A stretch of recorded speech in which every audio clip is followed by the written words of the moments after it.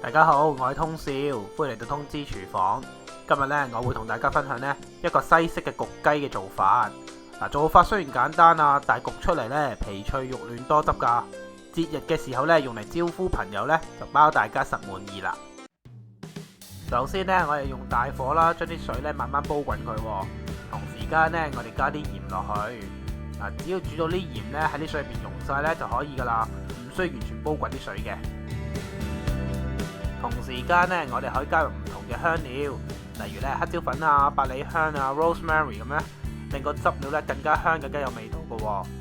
新鮮或者乾嘅香草都可以嘅，冇乜所謂噶，唔落都得嘅。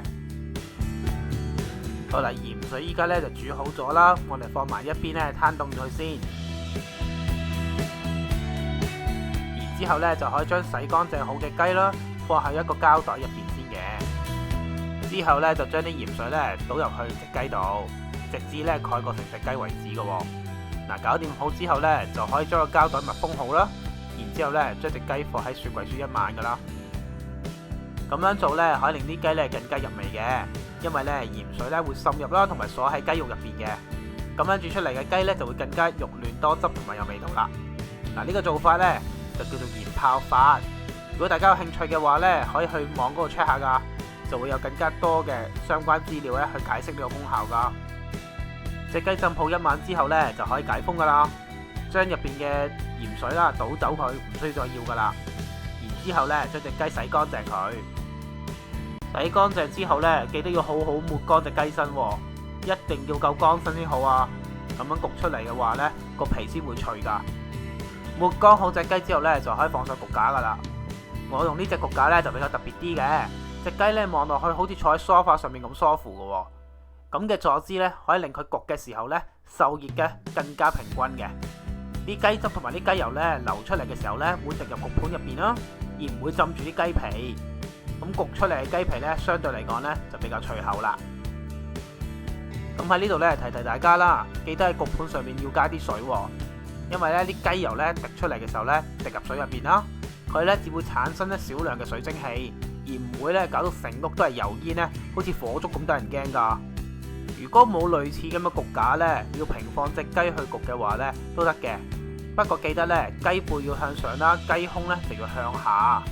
差唔多焗好嘅時候咧，先好反轉佢，將個雞胸咧燒靚佢咧就 OK 噶啦。咁樣做咧，個雞胸咧通常都唔會太鞋口嘅。之後咧就將成隻雞咧搽滿調味料啦，同埋啲油。如果你有新鮮嘅香草嘅話咧，呢個時候咧可以順便塞喺雞腔入邊。有好多人咧都會用牛油啦搽喺個雞胸入邊咧，令個雞胸更加嫩滑嘅，可以嘅。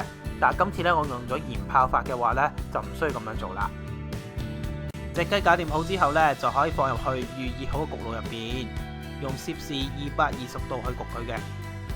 我隻雞咧大概有1磅半左右，就需要咧大概1個鐘頭15分鐘去焗。如果大家用嘅雞比較輕啲，例如1磅左右嘅話呢，都要至少用1個小時去焗噶。搞掂，可以出爐啦。呢個時候呢，大家呢可以檢查一下嘅，用竹籤呢插入去雞髀最肥最厚嗰個位。如果冇血水流出嚟嘅話呢，就熟噶啦。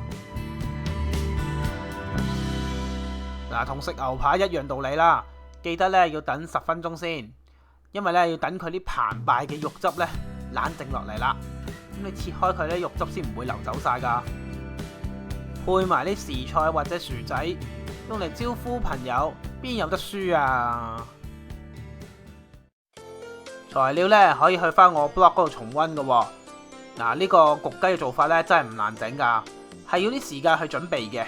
不過你都見啦，其實咧冇乜特別嘅步驟，其實好簡單噶咋。如果用嚟招呼朋友嘅話咧，你話幾好呢？